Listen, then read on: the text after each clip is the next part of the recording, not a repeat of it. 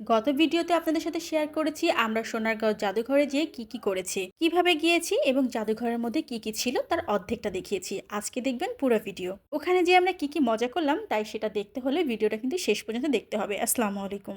যেহেতু জাদুঘরটা ছিল 3 তলা বিশিষ্ট, তাই জাদুঘরের প্রত্যেকটা তলাই ছিল বাচ্চাদের আকর্ষণ করার জন্য এবং দেখার জন্য অনেক জিনিস। আগের দিনের মানুষেরা কিন্তু এই খড়ম ব্যবহার করতে পারে, যেটা যুগের সাথে তাল মিলিয়ে কিন্তু অনেকটা পরিবর্তন হয়েছে। ছিল কাঠের তৈরি বড় একটি জাহাজ, মাটির জিনিসের উপরে রং তুলির ছোঁয়ায় এত সুন্দর সুন্দর মৃৎশিল্প ছিল, নানা রকমের মূর্তি ছিল, সেই আমলেরই পুরাতন কুরানি যেটা দিয়ে নারকেল কোরানো হতো, ছিল আগের দিনের কাঠের চামচ যেটা দেখলে অতীতের অনেক কিছু জানার আগ্রহ আপনার বেড়ে যাবে। যে এখান থেকে তুলা সংগ্রহ করে সেটাতে সুতাতে প্রসেস করে চরকিতে কেটে তাঁতি শাড়ি বুনছে, আর সেখান থেকে তৈরি হচ্ছে নানা বিভিন্ন ধরনের শাড়ি। দৃশ্যটি একেবারে ফুটিয়ে তোলা হয়েছে, যেন দেখে মনে হচ্ছে সত্যি সত্যি মানুষই এগুলো তৈরি করছে। আর এই যে দৃশ্যমানে জামদানি শাড়িগুলো দেখছেন, এটা কিন্তু অনেক পুরাতন এবং অনেক আগের। আর এই এত সুন্দর সুন্দর এক্সক্লুসিভ শাড়ি আপনি কিন্তু কোনো মার্কেট বা শপিং মলে পাবেন না। এটা ভিডিওতে কতটুকু সুন্দর আসছে জানি না, তবে আমরা বাস্তবে দেখেছি এটা দেখতে অনেক বেশি সুন্দর। সাথে ছিল হাতের তৈরি কাঁথা স্টিচ,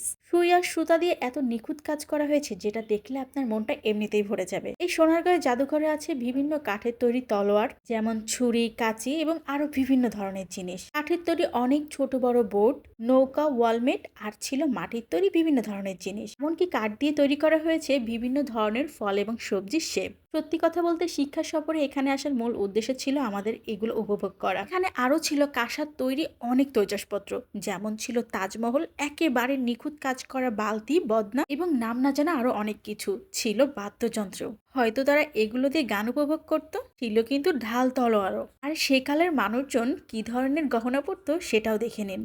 তারা হাতে, পায়ে, গলায় অনেক ধরনের জিনিস পরতো, যেমন হাতের বালা, কাকন, পায়ের নুপুর, গলায় আরো বড় বড় নেকলেস। আরো যে কত কিছু ছিল সেগুলোর তো নামই আমি জানি না। এর মধ্যে ছিল পায়ের তোড়া, বেক্ষারু, কাকন, অন্তবালা, আরো ছিল চওড়া চুড়ি। এগুলোর নাম অবশ্য আমি আগে জানতাম না, তবে এখানে এসে পড়ে জেনেছি। সত্যি এখানে বাচ্চাদের নিয়ে আপনি অনেক কিছু উপভোগ করতে পারবেন। জাদুঘরের ঠিক 3 তলায় একেবারে জানালার কোণে ছিল এই পালকিটি। এরপর সবাইকে নিয়ে জাদুঘর দেখা শেষ হয়ে গেলে আমরা বাইরে চলে আসলাম। বাইরে ছিল বড় এমন ডিঙ্গি নৌকা, প্রকৃতি যেন একেবারে কাছ থেকে আমাদেরকে ডাকছে। ছিল বাঁশের তৈরি এমন সাঁকো, মনে হচ্ছে অনেকদিন পর হয়তো গ্রামে এসেছি, যেখানে কোনো দালান কোঠার ছোঁয়া নেই। তাই আবার প্রত্যেকটা সহকর্মীকে বললাম আপনাদের ছোট একটা শর্ট নিয়ে দিই, সবাই চলে আসুন।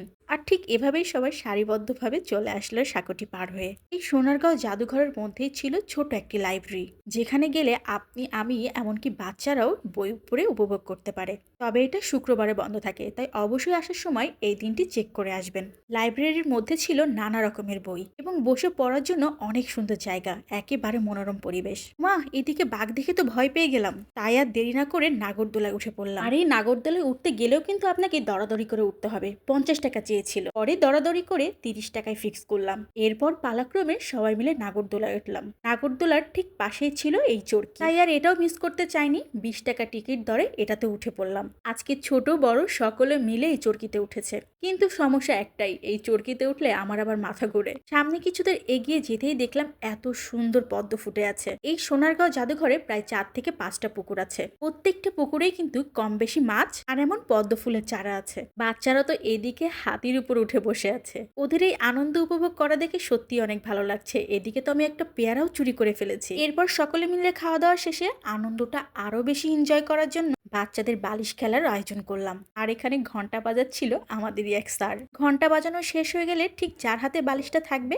সেই কিন্তু আউট। মজার এই খেলায় শুধু শিক্ষার্থীরা অংশগ্রহণ করেনি, করেছি আমরাও। এরপরে সবচেয়ে আকর্ষণীয় ছিল হাড়ি ভাঙা। চোখ বাঁধা অবস্থায় হাতে একটি লাঠি ধরিয়ে দিয়ে কে যে হাড়িটা ভাঙবে কে জানে। কিন্তু আরো মজার বিষয় হচ্ছে দিন শেষে কেউই হাড়িটা ভাঙতে পারেনি। একেবারে অক্ষত অবস্থায় আবার স্কুলে ফেরত আনা হয়েছে এই হাড়িটি। তারপর ছিল ছেলেদের 200 মিটার দৌড়, আর একেবারে শেষে ছিল পুরস্কার বিতরণী। বাদ যায়নি কিন্তু আমিও ছোট একটা কৌতুকে প্রথম পুরস্কার পেয়েছি। সবার মাঝে প্রথম পুরস্কার পেয়ে আমি তো খুব আনন্দিত, এটাও বা কম কিসের। এক এক করে সবাইকে পুরস্কার দিয়ে আজকে আমাদের দিনটা আমরা এখানে শেষ করেছি। আচ্ছা, ভিডিওটা আপনার কেমন লেগেছে অবশ্যই কিন্তু জানাবেন। আর এভাবে আমাদের দিনটাকে শেষ করে আমরা বাসার উদ্দেশ্যে রওনা দিয়েছি। আজকের মতো চলে যাচ্ছি, টাটা।